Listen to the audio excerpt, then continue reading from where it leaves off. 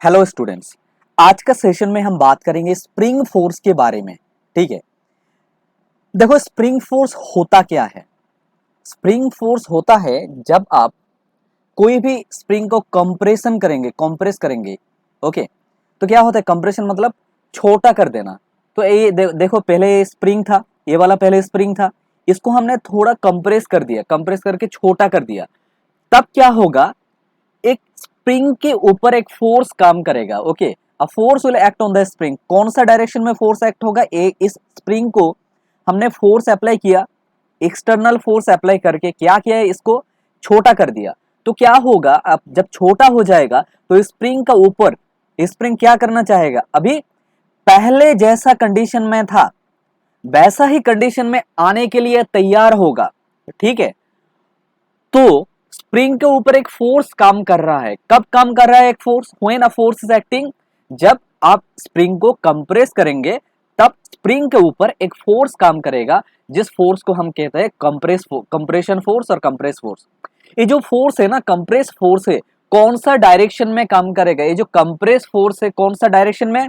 आप स्प्रिंग को देखो, हमने स्प्रिंग को छोटा कर दिया, तो अब क्या होगा, स्प्रिंग जैसे ही छोटा हो गया स्प्रिंग बढ़ना चाहेगा, पहले जैसा कंडीशन में, इसका पहले के कंडीशन में आने के लिए तैयार होगा। ठीक है, ओके, तो क्यों आने के लिए तैयार हो रहा है, क्योंकि स्प्रिंग के ऊपर एक फोर्स एक्ट हो रहा है। ठीक है, ये हुआ कंप्रेशन। सिर्फ कंप्रेशन क्या नहीं, अगर एलोंगेशन होता है मतलब स्प्रिंग, ये तो स्प्रिंग का पहले जो इनिशियल कंडीशन था, ये था इनिशियल कंडीशन। ये जो स्प्रिंग है, ये स्प्रिंग का इनिशियल कंडीशन है। अब आपने क्या किया, आपने एक कोई मास, एम मास का कोई बॉडी आपने इसमें अटैच कर दिया, सस्पेंडेड है अभी मास, तो क्या होगा, स्प्रिंग का एलोंगेशन होगा, इसका लेंथ जो है वो बढ़ जाएगा। इसको क्या कहते हैं, इसको एलोंगेशन कहते हैं। ठीक है, ठीक है, और आपने फिर से कोई मास अटैच कर दिया तो फिर से एलोंगेशन होगा। जब एलोंगेशन हो रहा है तो स्प्रिंग का देखो, जब एलोंगेशन हो गया तो स्प्रिंग क्या करना चाहेगा, स्प्रिंग अपवर्ड डायरेक्शन में एक फोर्स एक्ट करेगा। कौन सा डायरेक्शन में, अपवर्ड डायरेक्शन में एक फोर्स एक्ट करेगा। ठीक है, जब इसका एलोंगेशन होता है। ठीक है, अच्छा, अभी देखो हुक्स लॉ होता क्या है, मैंने पहले ही बोल दिया कि भाई देखो आपने क्या किया, इसमें इस स्प्रिंग के ऊपर, ऑन दिस स्प्रिंग आपने क्या किया, एक मास को अटैच कर दिया। जब आपने एक मास को अटैच कर दिया तो इस मास के ऊपर, इस स्प्रिंग के ऊपर एक फोर्स काम करेगा। Which direction the force will act, ये जो फोर्स है कौन सा डायरेक्शन में काम करेगा, नीचे के डायरेक्शन में। इस मास के लिए जो फोर्स होगा वो क्या होगा, mg होगा, तो वो mg नीचे के डायरेक्शन में काम करेगा। इस नीचे के, जब नीचे की डायरेक्शन में, जब डाउनवर्ड डायरेक्शन में एक फोर्स एक्ट हो रहा है इस स्प्रिंग के ऊपर, तो स्प्रिंग का क्या होगा, लेंथ इंक्रीज होगा, लेंथ इंक्रीज होगा, थोड़ा सा लेंथ इंक्रीज होगा। जब लेंथ इंक्रीज हो रहा है, कौन सा डायरेक्शन में लेंथ इंक्रीज हो रहा है, सपोज मान लो इस डायरेक्शन में इसका लेंथ इंक्रीज हो गया, अगर इस डायरेक्शन में इसका लेंथ इंक्रीज हो जाता है तो इसका जो फोर्स एक्ट होगा, कौन सा फोर्स, अपोजिट डायरेक्शन में एक फोर्स एक्ट होगा। क्यों ए फोर्स एक्ट हो रहा है, क्योंकि ये जो फोर्स है स्प्रिंग को पहले के कंडीशन में, प्रीवियस कंडीशन में लाना चाहता है। ठीक है, कौन सा डायरेक्शन में, पहले के कंडीशन में लाना चाहते हैं। Okay, clear. मैं फिर से बोलता हूं, देखो ए एक स्प्रिंग है, मान लो ए एक स्प्रिंग है, तो आपने क्या किया, एक मास को सस्पेंड कर दिया इसमें। जब आप एक मास को सस्पेंड करेंगे तो इसका लेंथ तो इंक्रीज हो जाएगा ना, इसका लेंथ क्या होगा, इंक्रीज हो गया।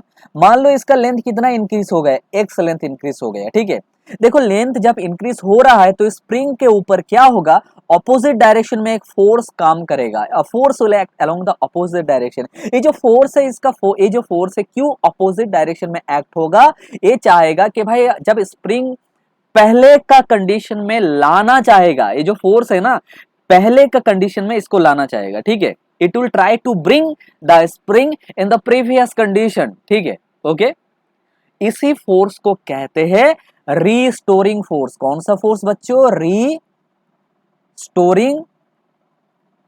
इस फोर्स को कहते हैं रीस्टोरिंग फोर्स। री मतलब पहले जैसा, ठीक है, स्टोर पहले जैसा स्टोर करने के लिए जो फोर्स एक्ट हो रहा है वही होगा रीस्टोरिंग फोर्स। मैं फिर से बोल रहा हूं, ए एक स्प्रिंग है, आपने क्या किया, इस स्प्रिंग के ऊपर एक फोर्स एक्ट कर दिया, तो क्या होगा, सॉरी आपने क्या किया, कोई भी आपने क्या किया, स्प्रिंग को कोई मास कनेक्ट करके या कोई भी कारण इस स्प्रिंग को आपने क्या किया, लेंथ का इंक्रीज कर दिया, तो क्या होगा, जब लेंथ इसका इंक्रीज हो रहा है तो स्प्रिंग क्या चाहेगा कि भाई ऑपोजिट डायरेक्शन में आना चाहेगा। क्यों, पहले जैसा भी कंडीशन था उस कंडीशन में, इक्विलिब्रियम कंडीशन में था, वो अच्छा कंडीशन था इसके लिए, ठीक है, ओके।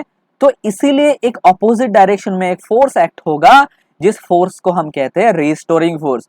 और ये जो फोर्स है, ये फोर्स प्रोपोर्शनल होगा किसके साथ, एक्स के साथ। मतलब जितना लेंथ बढ़ा, जितना लेंथ का इंक्रीज हुआ, उतना ही उसके हिसाब से फोर्स का भी इंक्रीज होगा, ठीक है।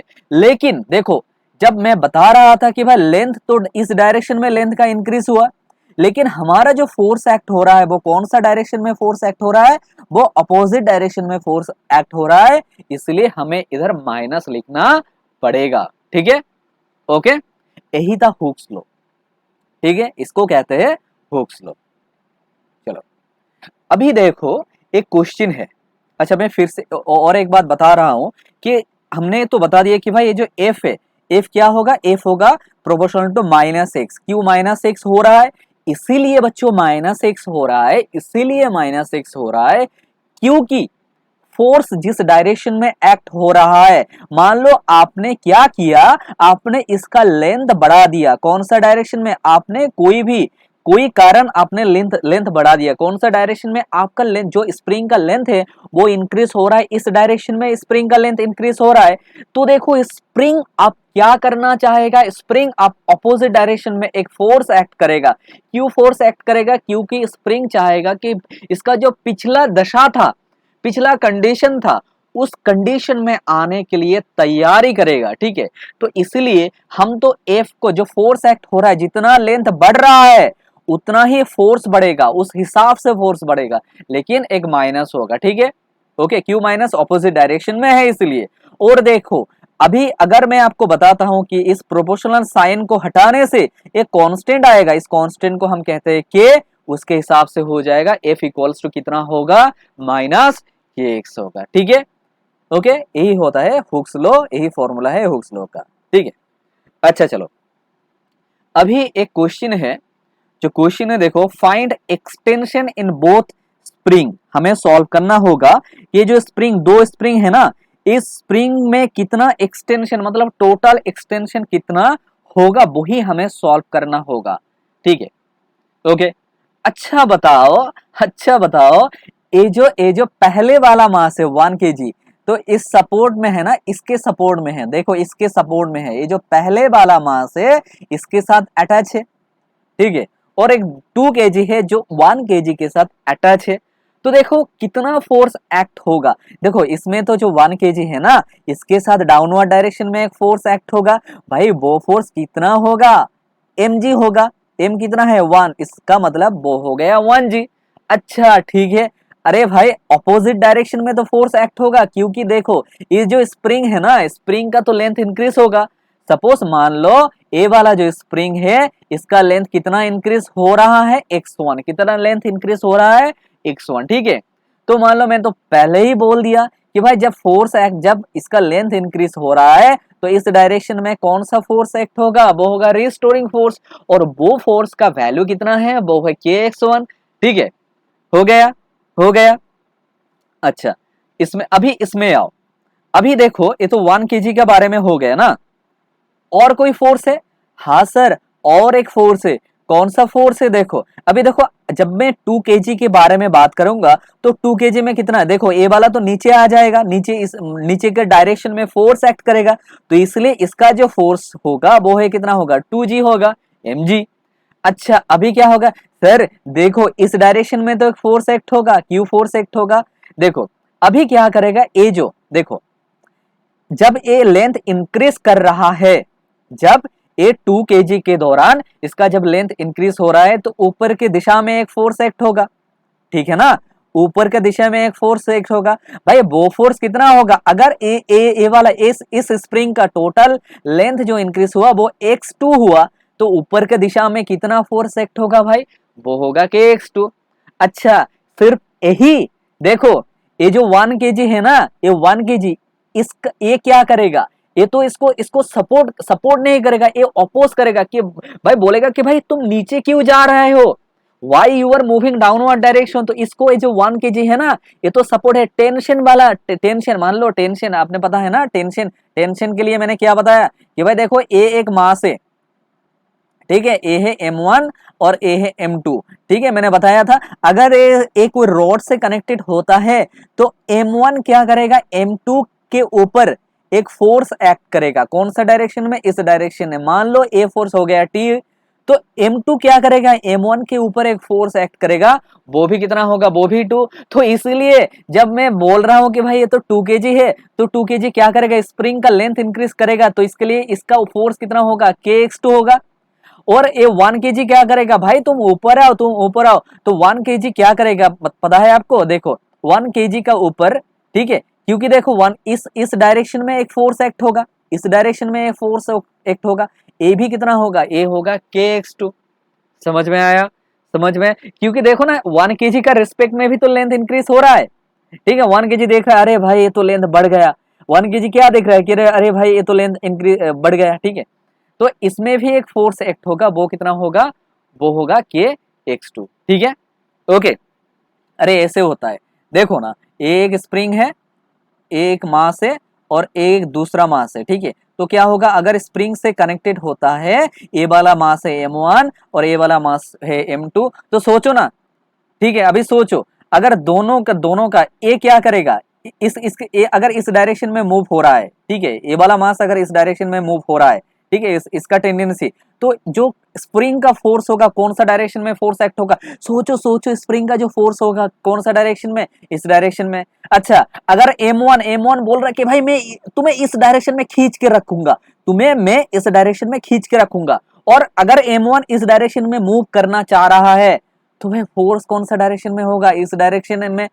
तो ए वाला फोर्स अगर kx2 होता है, ए वाला फोर्स भी कितना होगा, kx2। समझ में आया, समझ में आया, समझ में आया। मैं आपको बता रहा हूं, फिर से बोल रहा हूं, फिर से बोल रहा हूं, देखो मैं आपको फिर से बोल रहा हूं, देखो फिर से, ठीक है, देखो, ठीक है, देखो आपने क्या किया, इसमें एक स्प्रिंग था, सपोज मान लो इसमें एक बॉडी है जिसका मास है m1 और इधर एक बॉडी है जिसका मास है कितना, m2, ठीक है। और ये दोनों बॉडी ना एक स्प्रिंग के साथ कनेक्टेड है। अरे सोचो ना, दो स्प्रिंग के एक स्प्रिंग के साथ कनेक्टेड है, तो आपने क्या किया ना, इसको दोनों को खींच लिया, m1 और m2 को दोनों को अपोजिट डायरेक्शन में खींच लिया, m1 को खींचा इस डायरेक्शन में, ठीक है, m2 को खींचा इस डायरेक्शन में। और आप ये भी मान सकते हो कि m1 m2 इस डायरेक्शन में जा रहा है, और m1 जो है बोल रहा है कि भाई मैं आपको जाने नहीं दूंगा, मैं आपको जाने नहीं दूंगा, इसका मतलब m1 एक फोर्स अप्लाई कर रहा है, कौन सा डायरेक्शन में, इस डायरेक्शन में।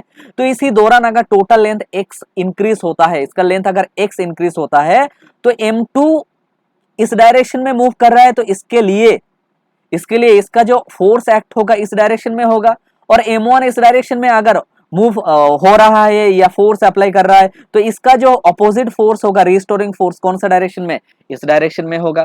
समझ में आया आपको, मैं वही प्रॉब्लम सॉल्व कर रहा हूं इधर, मैं वही कंडीशन को सेटिस्फाई कर रहा हूं इधर, ओके, मैं वही कंडीशन को अप्लाई कर रहा हूं इधर, okay, I am applying the same formula, I am trying to satisfy the same equation.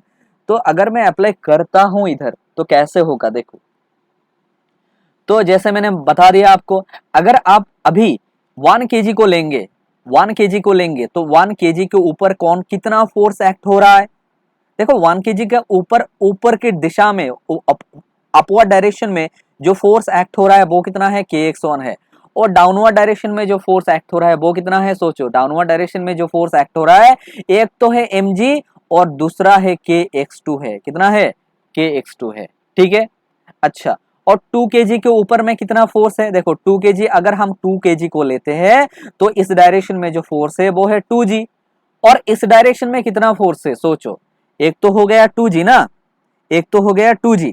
अच्छा, और कुछ फोर्स है क्या, देखो ना, सोचो, और कुछ फोर्स है, देखो जब अब 2 kg लेंगे तो ऊपर की दिशा में जो फोर्स एक्ट हो रहा है एक तो है kx2, आपने लिख दिया kx2। अच्छा इसको k1 लिखेंगे, x1 लिखेंगे, इसको लिखेंगे k2 लिखेंगे, x2 लिखेंगे, क्योंकि स्प्रिंग कांस्टेंट का जो वैल्यू है वो सेम नहीं है, वो डिफरेंट है। ठीक है, ओके, ठीक है बच्चों। अच्छा और कोई फोर्स नहीं, और कोई फोर्स नहीं सर जी, और कोई फोर्स नहीं है। तो क्या हम, अगर ये तो इक्विलिब्रियम, अभी क्या हो, कौन सा कंडीशन में, ए इक्विलिब्रियम है, ए इक्विलिब्रियम कंडीशन में है। अच्छा अगर ए वाला इक्विलिब्रियम कंडीशन में होता है तो हम क्या लिखेंगे, हमको लिखना पड़ेगा कि K x two plus, sorry K x two minus 2g equals to 0, equilibrium condition में है। इसका मतलब के एक्स टू इक्वल्स टू कितना हो गया, 2g। ओके, के एक्स टू कितना हो गया बताओ, के एक्स टू हो गया 2g। अच्छा अभी देखो हमें पता है कि जो g का वैल्यू है वो तो 10 है, और k का वैल्यू कितना है बच्चों, देखो k का वैल्यू दे दिया हुआ है, k2 होगा, k2 सॉरी k2 होगा।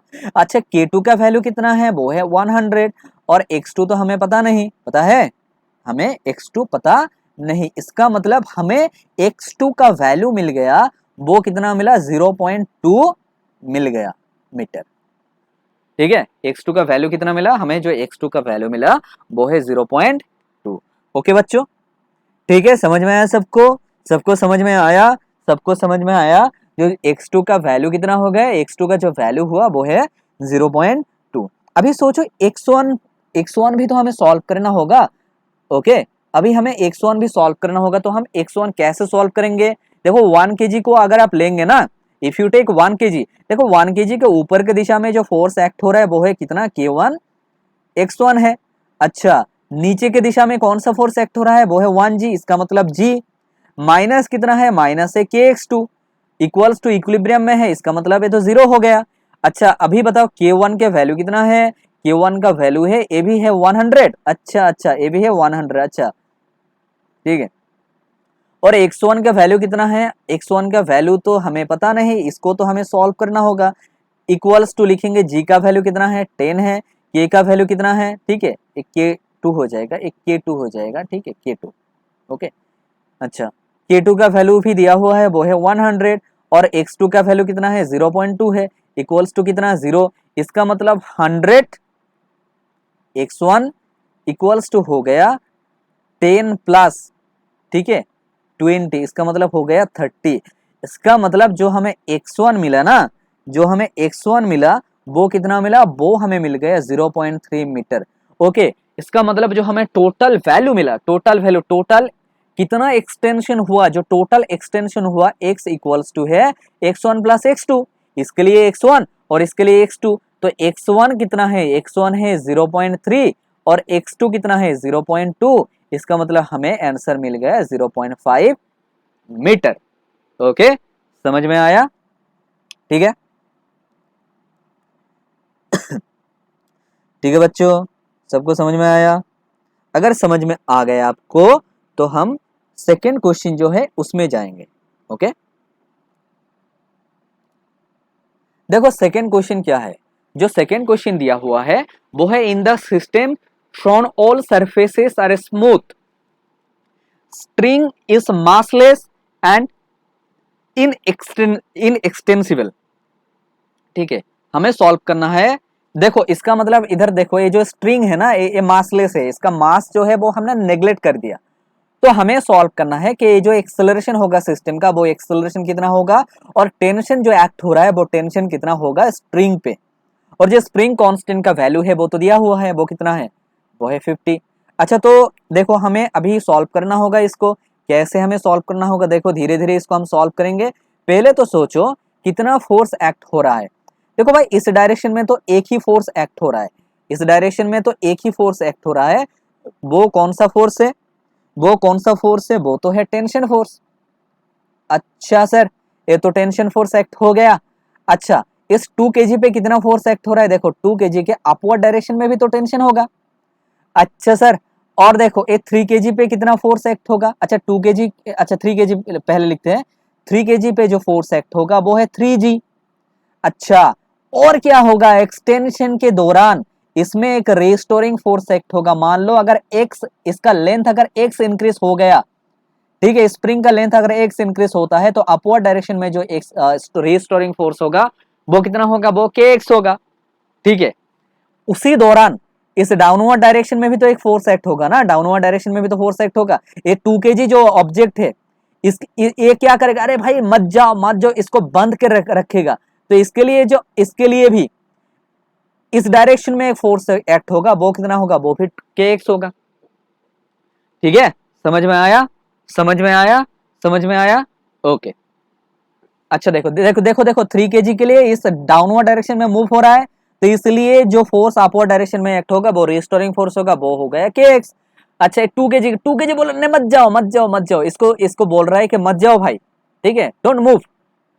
तो क्या होगा जब 2 kg इसको खींच रहा है ऊपर, इसको सोचो ना, ऐसे सोचो कि इसको सपोज इसको खींच रहा है, तो क्या होगा, तो जब खींच रहा है तो क्या होगा, अगर ऊपर खींच रहा है, ठीक है, तो डाउनवर्ड डायरेक्शन में ये तो फोर्स डाउनवर्ड डायरेक्शन में होगा, ऑपोजिट डायरेक्शन में वो फोर्स कितना होगा, के एक्स होगा।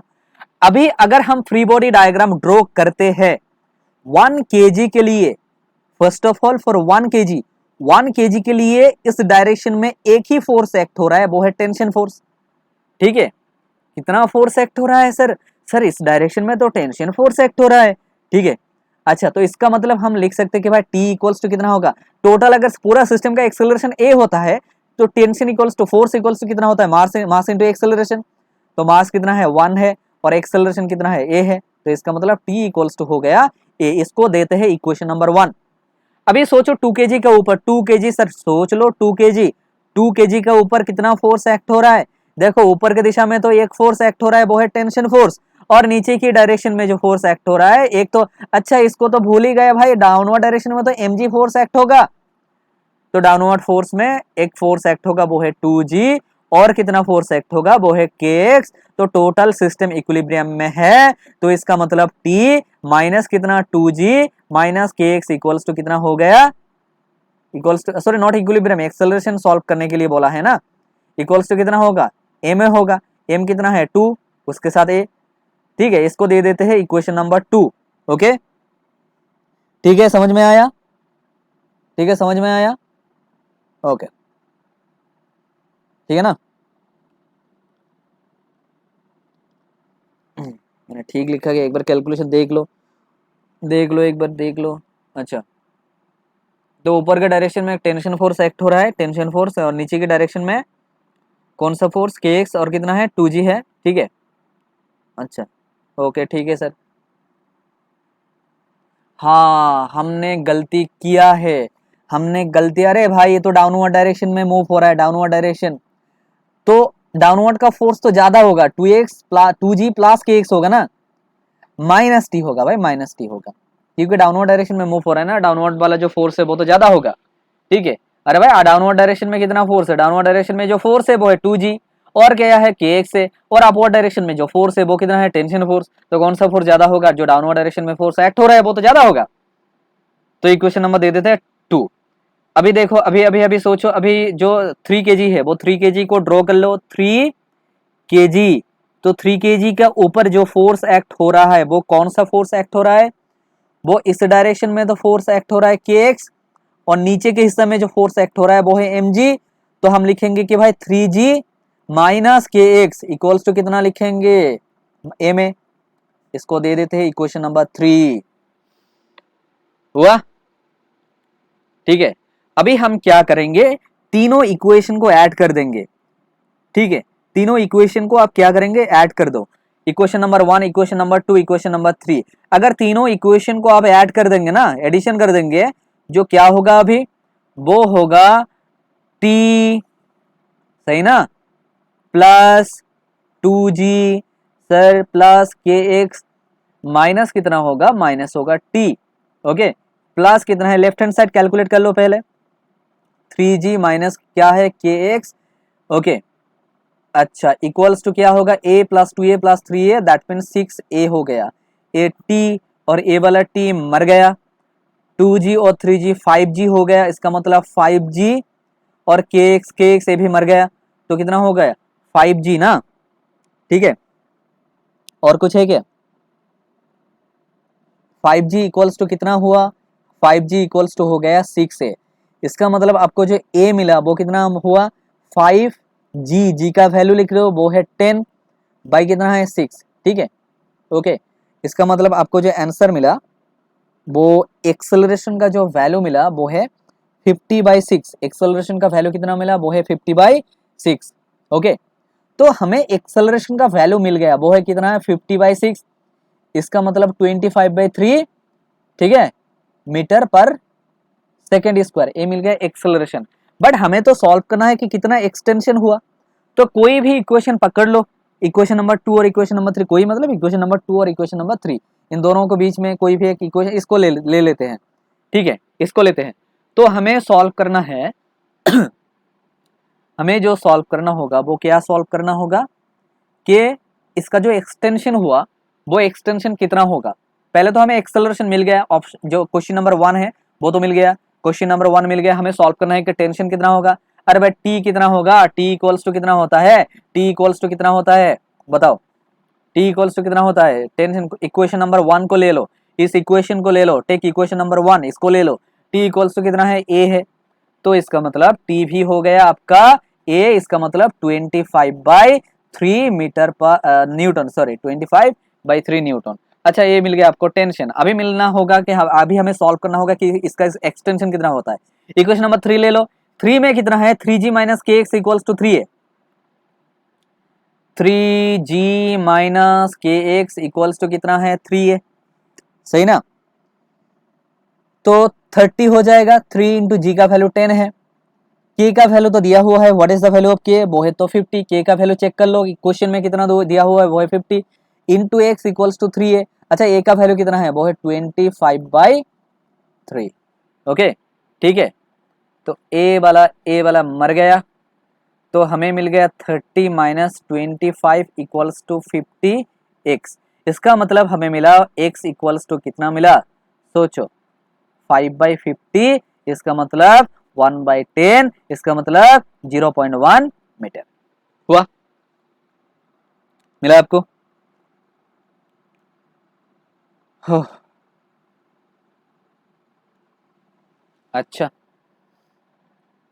अभी देखो अगर ये हो गया, अभी हमें सॉल्व करना होगा कोई जो नेक्स्ट क्वेश्चन है, इस क्वेश्चन को हमें सॉल्व करना होगा, ठीक है। ये आखिरी क्वेश्चन है, उसके बाद खत्म स्प्रिंग वाला। तो देखो हमें सॉल्व करना होगा कि at any instant the 10 kg mass has acceleration, oh अच्छा सॉरी, जो 10 kg जो मास है इसका एक्सेलरेशन दिया हुआ है क्वेश्चन में, वो है कितना? वो है 12 मीटर पर सेकेंड स्क्वायर ओके।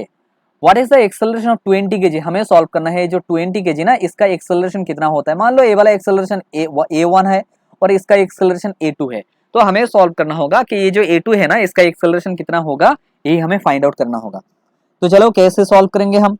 देखो ये जो 10 kg है इसके ऊपर कितना फोर्स एक्ट हो रहा है? इस डायरेक्शन में 10 kg के ऊपर रिस्टोरिंग फोर्स एक्ट होगा, ठीक है। 10 kg बोलेगा भाई मत जाओ, don't move, it will try to not move, don't move, और it will oppose don't move okay. एक कोशिश करेगा कि ये मूव ना हो। इसके लिए जो इसका रिस्टोरिंग फोर्स एक्ट होगा कौन सा डायरेक्शन में? इस डायरेक्शन में मान लो जो रिस्टोरिंग फोर्स एक्ट हुआ वो कितना है? के एक्स। और ये जब सामने जा रहा है तो इसके लिए रिस्टोरिंग फोर्स एक्ट होगा इस डायरेक्शन में, ये भी तो होगा, कितना होगा? के एक्स। अभी सोचो ये जो 10 kg है, इस 10 kg के ऊपर, ये जो 10 kg है ना, इस 10 kg के ऊपर टोटल कितना फोर्स एक्ट हो रहा है इस डायरेक्शन में? के एक्स है।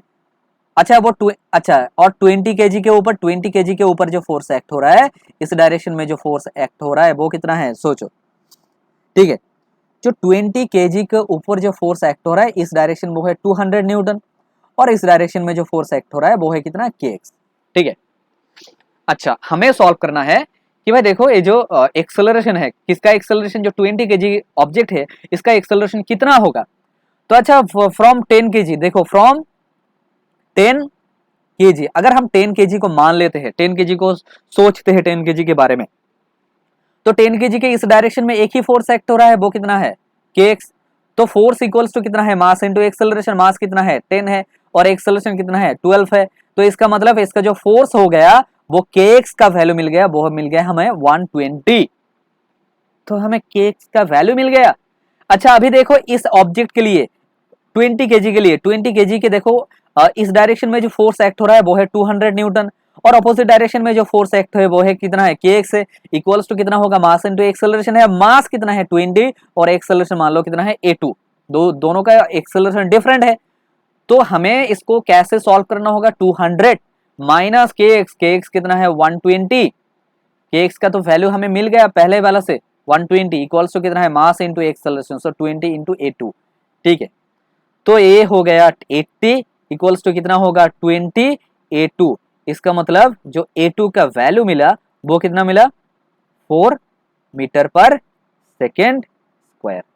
ठीक है, okay, that was our answer, यही हुआ आंसर।